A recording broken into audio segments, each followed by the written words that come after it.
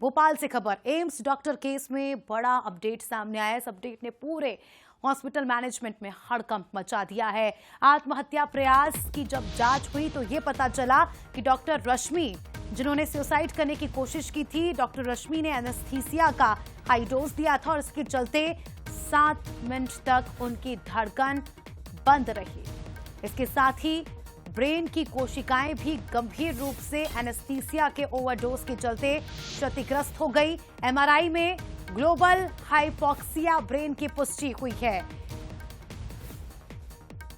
Doctor रश्मि case की high level committee अब जांच करेगी। मामले में देखिए एक बड़ा एक्शन भी लिया गया है। आपको बता दें कि डॉक्टर यूनुस को एचओडी पद से हटाया गया। डॉक्टर रश्मि को नोटिस दिया था डॉक्टर यूनुस ने, किस चीज का? सीरियस मिसकंडक्ट का।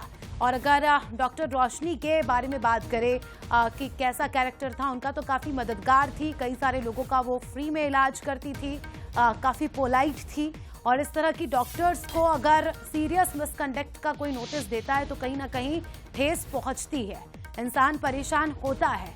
नोटिस मिलने के बाद से ही परिजनों का कहना था कि डॉक्टर रश्मि काफी तनाव में थी, चुप रहती थी, किसी से ज्यादा बात नहीं करती थी। सूरज शर्मा हमारे सहयोगी इस खबर पर लाइव जुड़ चुके हैं, उनसे जानकारी लेंगे। सूरज, क्या कुछ खुलासा हुआ इस पूरे मामले में? सबसे पहले तो डॉक्टर के स्वास्थ्य का अपडेट दीजिएगा। डॉक्टर यूनुस पर कार्रवाई हुई, उसके बाद कौन रडार पर है?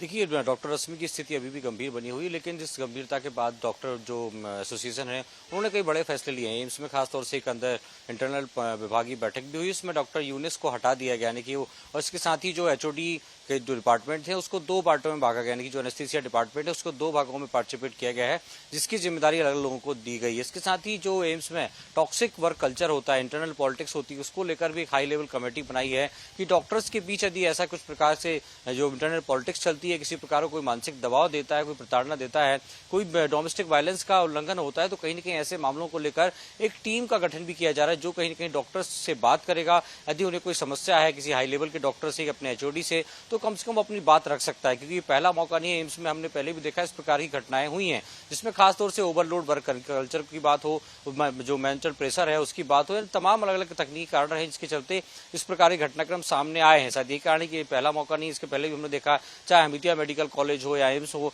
इस प्रकार की घटनाएं कई बार हुई हैं। शायद यही कारण है कि अब एम्स प्रशासन जागा है और दिल्ली तक ये बात पहुंची है और हाई लेवल कमेटी बनाई है, जो तमाम चीजों को मॉनिटर करेगी, डॉक्टरों से बात करेगी, उनके मेंटल हेल्थ को लेकर भी कहीं न कहीं काउंसलिंग उनकी की जाएगी। लेकिन फिलहाल डॉक्टर रश्मि की स्थिति गंभीर बनी हुई, परिवार के लोगों के भी बयान हुए हैं, और जो खासतौर से जिन पर प्रताड़ना का आरोप लगाया जा रहा है, डॉक्टर यूनुस खान, उनसे भी माना जा रहा है कि आने वाले समय में पुलिस पूछताछ करेगी, लेकिन फिलहाल उन्हें उस पद से, एनेस्थीसिया के एचओडी पद से हटा दिया गया है। दूसरों को हिदायत देते हैं, दूसरों की मेंटल हेल्थ का ख्याल भी रखते हैं, लेकिन इसी बीच उनकी मेंटल हेल्थ का ख्याल कौन रखेगा?